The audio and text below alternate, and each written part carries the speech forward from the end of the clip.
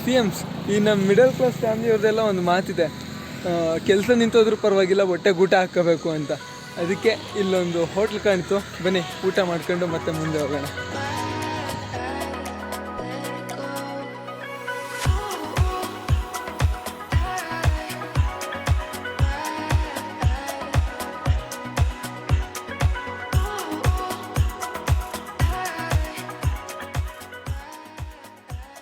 C ಎಮ್ಸ್ ಹೊಟ್ಟೆ ತುಂಬ ಊಟ ಏನೋ ಮಾಡಿದ್ದಾಯಿತು. ಇಷ್ಟೊತ್ತು ಶ್ರೀಕಾಂತ್ ಓಡಿಸ್ತಿದ್ದೆ ಬೈಕು, ಈಗ ನಾನು ಓಡಿಸ್ತೀನಿ. ಹೋಗ್ತಾ ಹೋಗ್ತಾ ಚಿಕ್ಕಬಳ್ಳಾಪುರ ಕಣಿವೆ ಬೇರೆ ಸಿಗುತ್ತೆ, ಎಲ್ಲಿ ಗುದ್ದಾಗ್ತೀನೋ ಗೊತ್ತಿಲ್ಲ, ಟ್ರೈ ಮಾಡ್ತೀನಿ ಚೆನ್ನಾಗಿ ಓಡಿಸೋದಕ್ಕೆ. ಬನ್ನಿ ಹೋಗೋಣ.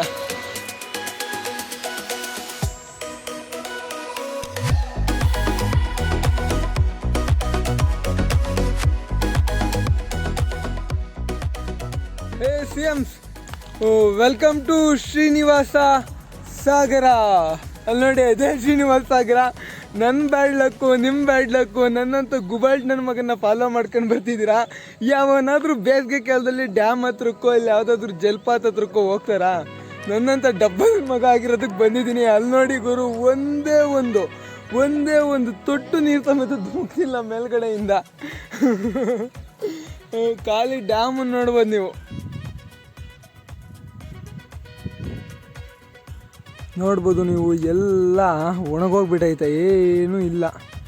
ಇನ್ನು ಅಲ್ಲಲ್ಲಿ ನೀರು ಉಕ್ಕು ಬರ್ತಾವೆ, ಅದು ನೀರಿನ ಕಲೆಗಳ ಥರ ಕಾಣ್ತಾ ಇದೆ ನಮಗೆ. ಇನ್ನಲ್ಲೆಲ್ಲ ಒಂದಷ್ಟು ಹುಲ್ಲು ಬೆಳ್ಕೊಂಡಿದೆ. ಅಲ್ಲಿ ಮೆಟ್ಲಿದ್ದಾವೆ, ಕಾಣಿಸ್ತಿದೆಯಲ್ವಾ ಒಂದು ಪೀಕ್ ಪ್ಲೇಸ್, ಅದು ಮೆಟ್ಲೋದು.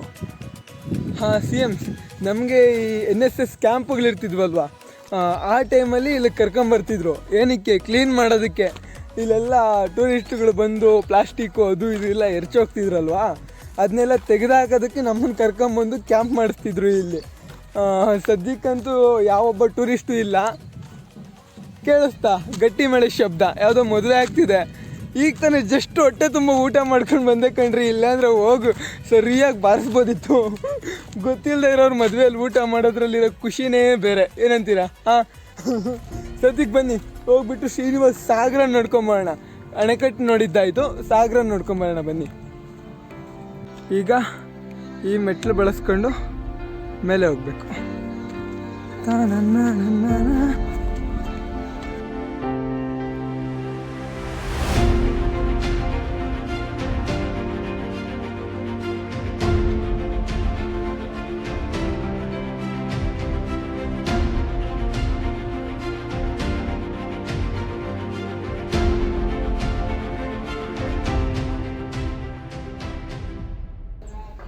ಈ ಒಂದು ನೀರು ಜಾಸ್ತಿ ಆದಾಗ ಈ ಒಂದು ಡ್ಯಾಮ್ ಮೂಲಕ ವರ್ಚಲ್ಕೊಂಡು ಹಿಂಗೆ ಹರ್ಕೊಂಡೋಗಿ ಅಲ್ಲೊಂದಷ್ಟು ಹಳ್ಳ ಪಳ್ಳಗಳ ಮುಖಾಂತರ ಜನರ ಒಂದು ವ್ಯವಸಾಯ ಕ್ಷೇತ್ರಗಳಿಗೆ ಸೇರ್ಕೊಂತವೆ.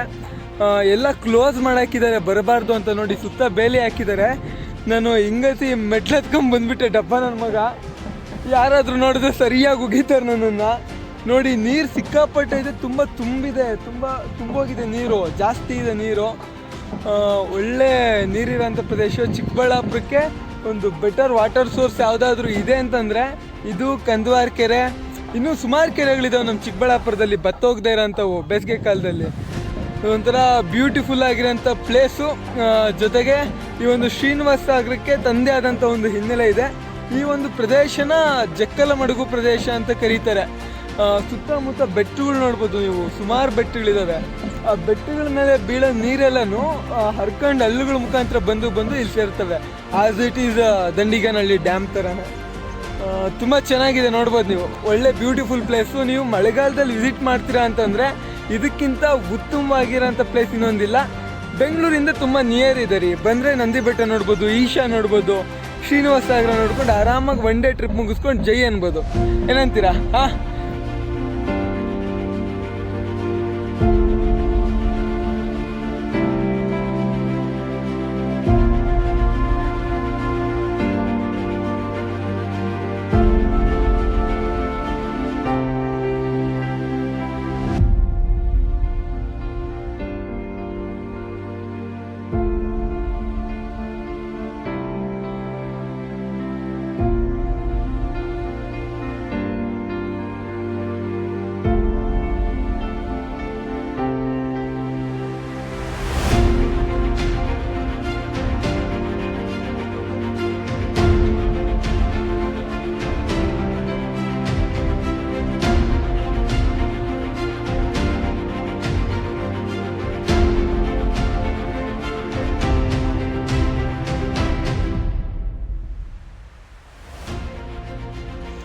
ಹಾಂ ಸಿ ಎಮ್ಸ್, ಈಗ ನಾವೆಲ್ಲಿದ್ದೀವಿ ಗೊತ್ತಾ?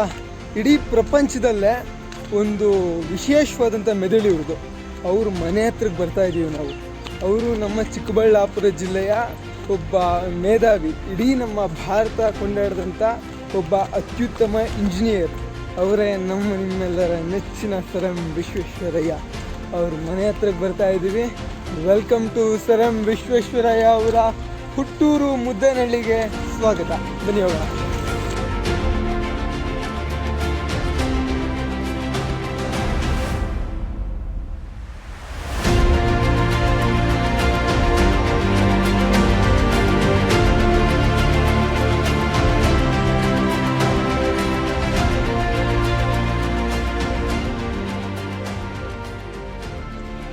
Hi C ಎಮ್ಸ್, welcome to sir M Visvesvaraya ಅವರ ವಿಶ್ವ ಕುಟೀರಕ್ಕೆ.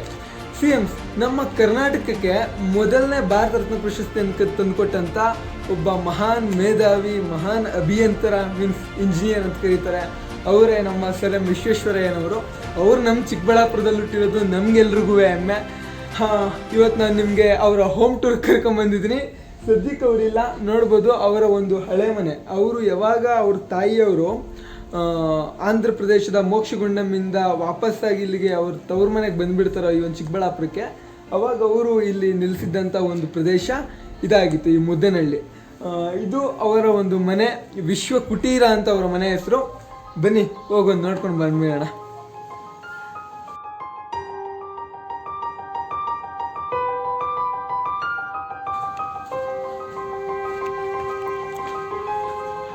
ಇದು ಹಿತ್ತಲು ಬಯಲಿನ ಪ್ರದೇಶ. ಇದು ಅಂದರೆ ಹಿತ್ತಲು ಮನೆ ಅಂತ ಇರ್ತಿತ್ತಲ್ವ, ಒಂದು ಹಿತ್ತಲು. ಇವ್ರು ನೋಡಿ ಕಂಬಿ ಅಡ್ಡ ಹಾಕಿದ್ದಾರೆ.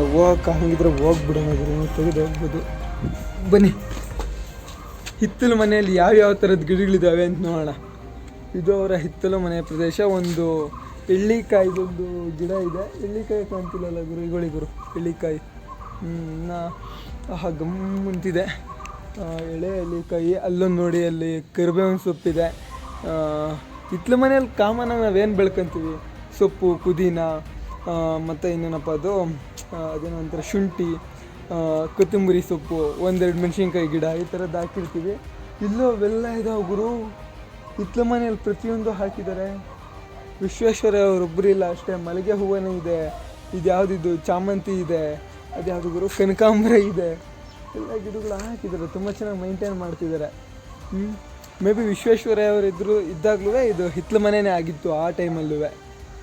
ನೋಡ್ಬೋದು, ಅಲ್ಲಿ ನೋಡಿ, ಅಲ್ಲಿ ಬೇಲಿ ಹಾಕಿದ್ದಾರೆ. ನಾನು ದಾಟ್ಕೊಂಡು ಹೊರಟು ಬಂದಿದ್ದೀನಿ. ಕ್ರೇಜಿ. ತೋರಿಸ್ತೀನಿ ತಡೀರಿ ನಿಮಗೂ.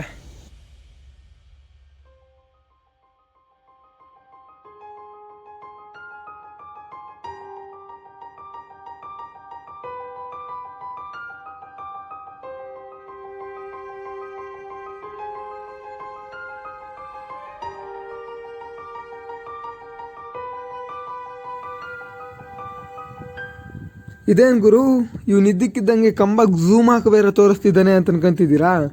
ಯಾಕೆ ಅಂತ ನೋಡೋಂದ್ಸಲ ಗೊತ್ತಾಗುತ್ತೆ. ಓಹೋ, ಅಣ್ಣ ಬುಕ್ ಬೇರೆ ಇಟ್ಕೊಂಡು ನಿಂತ್ಕೊಂಡಿದ್ದಾನೆ ಕಂಬದ ಕೆಳಗೆ ಅಂತೆಲ್ಲ ಯೋಚನೆ ಮಾಡಬೇಡಿ ಜಾಸ್ತಿ. ಈ ಕಂಬ ಸ್ಪೆಷಲ್ ಏನಪ್ಪ ಅಂತಂದರೆ, ಸರ್ ಎಂ ವಿ ಅವರು ಇದೇ ಕಂಬದ ಕೆಳಗೆ ಕೂತ್ಕೊಂಡು ಓದಿದ್ರಂತೆ. ಅದಕ್ಕೆ ಆ ಪಾರ್ಟಿ ನಾಲೆಡ್ಜ್ ಇದ್ದಿದ್ದು ಅನಿಸುತ್ತೆ. ನಿಮಗೆಲ್ಲ ಗೊತ್ತೇ ಇರುತ್ತೆ, ಕಂಬದ ಕೆಳಗೆ ಕೂತ್ಕೊಂಡು ರಾತ್ರಿ ಬೀದಿ ದೀಪದ ಕೆಳಗೆ ಓದಿದ್ರು ಅಂತ. ಇನ್ನು ಇದು ಸರ್ ಎಂ ವಿಶ್ವೇಶ್ವರಯ್ಯ ಅವ್ರ ಮನೆ ಹತ್ರ ಇರೋಂಥ ಮ್ಯೂಸಿಯಮ್ಮು. ಇದು ಅವರು ಬಳಸ್ತಿದ್ದಂಥ ಬಟ್ಟೆ ನೋಡಿ, ಏನು ಸಖತ್ತಾಗಿದೆ, ಏನು ಗ್ರ್ಯಾಂಡಾಗಿದೆ. ಇನ್ನು ನೋಡಿ ಗುರು, ಹಂಗೆ ನೋಡಿ ಗುರು, ಏನಿದಾವೆ ಗುರು ಅವ್ರಿಗೆ ಬಂದಿರೋ ಅವಾರ್ಡ್ಸು, ರಿವಾರ್ಡ್ಸು, ಆವತ್ತಿನ ಕಾಲದ ಪೇಪರ್ಗಳಲ್ಲಿ ಪಬ್ಲಿಷ್ ಆಗಿದ್ದಿದ್ದು. ಇದು ಅವರು ಡೈಲಿ ಲೈಫ್ನ ಡೈರಿ. ಅಂದರೆ ಎಲ್ಲ ಈ ಟೈಮಲ್ಲೇ ಮಾಡ್ತಿದ್ರಂಥವ್ರು. ಸಿ ಎಮ್ಸ್, ಮೈನ್ ನೋಡಬೇಕಾಗಿರೋದು ಈ ರೂಮ್ನ. ಈ ರೂಮಲ್ಲಿ ನೋಡಿ, ಸರ್ ಎಂ ವಿ ಅವರು ಅವತ್ತು ಬಳಸ್ತಿದ್ದಂಥ ಫ್ಯಾನು, ಅವ್ರ ಕೈಯಲ್ಲಿ ಇಟ್ಕೊತಿದ್ದಂಥ ಊರುಗೋಲು, ಸೂಟ್ ಕೇಸ್ಗಳು, ಪೆಟ್ಟಿಗೆಗಳು, ಅವರು ಬಳಸ್ತಿದ್ದಂಥ ಹಾಸಿಗೆ, ದಿಂಬು, ಲ್ಯಾಟಿನ್ನು, ಪ್ರತಿಯೊಂದು ಇದೆ. ಈ ರೂಮಲ್ಲೆಲ್ಲ ಅವರು ವಸ್ತುಗಳನ್ನ ಒಂದು ಕಡೆ ಶೇಖರಣೆ ಮಾಡಿದ್ದಾರೆ. ಹೆಚ್ಚೆಚ್ಚಾಗಿ ಬೆಳೆ ಬಾಳೋ ಅಂಥ ವಸ್ತುಗಳನ್ನೆಲ್ಲ ಭದ್ರವಾಗಿ ಬಚ್ಚಿಟ್ಟಿದ್ದಾರೆ. ಇನ್ನೂ ಕೆಲವು ಇನ್ನು ಅವಾಗೆ ನೋಡಿದ್ರೆ ಒಂದು ಸರ್ಟಿಫಿಕೇಟ್ ಥರ, ಅದು ನಮ್ಮ ಭಾರತ ಸರ್ಕಾರ ಭಾರತದ ಅತ್ಯುತ್ತಮ ನಾಗರಿಕನಿಗೆ ನೀಡುವ ಭಾರತ ರತ್ನ ಪ್ರಶಸ್ತಿ. ಇದು ನೋಡ್ಬೋದು ನೀವು. ಇದು ಜೋಬ್ಗೆ ಹಾಕೊಳ್ಳೋ ಭಾರತ ರತ್ನ ಪ್ರಶಸ್ತಿ ಅಷ್ಟೇ, ಇನ್ನೂ ದೊಡ್ಡದಿದೆ ಅಂತೆ. ಅದು ಬಚ್ಚಿಟ್ಟಿದ್ದಾರೆ ಎಲ್ಲೋ.